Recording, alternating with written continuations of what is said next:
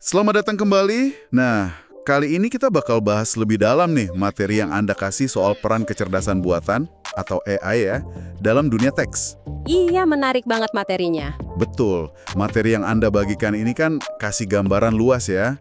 Mulai dari gimana model AI kayak GPT itu bantu kita nulis, nyunting, sampai nanti dampaknya gimana buat tim UX gitu. Bener. Bukan cuma soal benerin grammar doang ya, tapi lebih ke transformasi cara kerja. Iya kan? Nah, oke, mari kita bedah bareng nih. Tujuan kita sekarang itu coba pahamin kemampuan intinya AI ini, dan yang penting, gimana Anda bisa pakai ini secara efektif. Buat kerjaan oke, buat penasaran aja juga oke. Siap? Kalau kita lihat intinya nih ya, AI itu emang kemampuannya keren banget sih. Bisa bikin teks yang nyambung, benerin tata bahasa, nulis ulang kalimat, nerjemahin, ringkasin, bahkan bantu kelompokin konten. Contohnya kayak ChatGPT, Copy.ai, Jasper, itu kan udah banyak yang pakai ya. Nah itu dia. Mereka kan pakai model yang canggih itu. Betul. Yang menarik itu cara kerjanya, ya kan? Kayak GPT itu Generative Pre-trained Transformer. Jadi kuncinya itu dia dilatih pakai data teks yang banyak banget. Masif gitu ya? Iya, masif. Ini yang bikin dia bisa nebak kata berikutnya dalam konteks. Tapi, ini bukan sekedar nebak kata doang loh ya.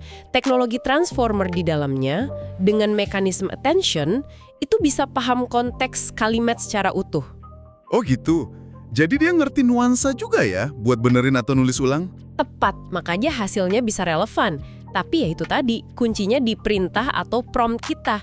Mesti jelas instruksinya. Oke. Berarti semakin detail kita kasih perintah, makin bagus hasilnya gitu ya? Kurang lebih begitu. Ini pasti berguna banget ya buat jaga konsistensi tulisan. Misalnya nih, buat temen-temen UX writer. Nah, iya. Kan mereka harus jaga tone biar konsisten tuh di aplikasi atau web. Penting banget kan? Betul sekali. Itu krusial. Jadi Anda bisa misalnya masukin style guide ke prompt AI-nya. Oh, bisa gitu? Bisa. Biar AI-nya nulis sesuai karakter merek atau produk kita. Hemat waktu banget buat nyunting manual kan? Wah, iya juga ya. Terus kalau buat terjemahan gimana? Sama juga? Mirip. Tapi nggak cukup cuma bilang terjemahin ke bahasa Spanyol, gitu aja. Terus gimana dong? Ya, kita perlu lebih spesifik. Misalnya, terjemahin ke bahasa Spanyol buat pasar Amerika Latin, gaya formal. Nah, itu hasilnya bakal lebih pas secara budaya. Oke, masuk akal. Selain konsisten, tadi juga disinggung soal efisiensi ya di materinya. Itu gimana tuh AI bantunya? Oh, itu jelas banget di kemampuan meringkas. Bayangin Anda punya laporan riset tebal banget, puluhan halaman. Waduh, bacanya aja udah pusing ya? Nah, iya kan? Dengan prompt yang pas, kayak ringkas temuan utama laporan ini jadi 5 poin, AI bisa kasih hasilnya. Cepet banget, dalam hitungan detik mungkin. Wow. Tentu ini nggak gantiin baca mendalam ya, tapi jadi alat bantu cepat yang oke banget. Sama kayak teknologi voice to text, kayak Otter AI atau Google itu. Oh, yang ngubah suara jadi teks itu? Iya, bener. Itu kan cepetin proses transkrip banget dan bikin informasi lebih gampang diakses juga. Iya sih. Jadi kepikiran nih, kalau gitu bisa buat mancing kreativitas juga dong ya? Kadang kan kita suka mantok gitu, nggak ada ide. Justru itu salah satu potensi kerennya AI. Bisa jadi teman brainstorming. Serius? Contohnya gimana? Ya, Anda bisa minta saran nama produk, atau ide judul buat blog, atau mungkin variasi buat copy iklan. Bisa juga minta ubah tone. Ubah tone? Maksudnya? Misalnya nih, ada kalimat notifikasi yang kaku banget. Permintaan Anda tidak dapat diproses, kaku kan? Iya, kaku banget. Nah, minta AI ubah jadi lebih ramah. Mungkin jadi kayak, wah maaf nih, kayaknya lagi ada sedikit gangguan teknis. Coba lagi sebentar ya.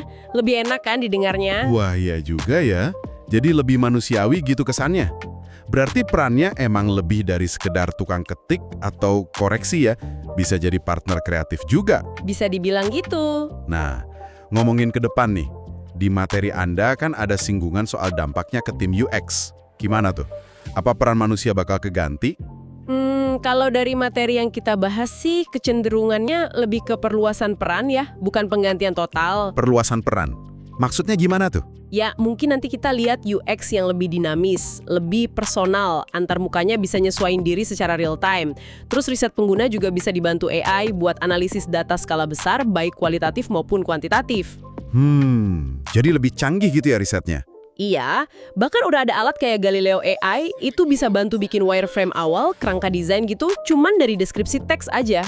Wah, keren juga ya. Ini mungkin nanti munculin peran baru kayak prompt strategis, orang yang jago bikin instruksi buat AI. Tapi yang pasti, pengawasan sama sentuhan strategis dari manusia itu tetap jadi intinya, nggak bisa dilepas gitu aja. Oke. Jadi kesimpulannya nih buat Anda yang dengerin. AI ini alat bantu teks yang potensinya gede banget ya. Bisa buat efisiensi, bisa buat kreativitas. Betul, tapi ingat dia itu alat.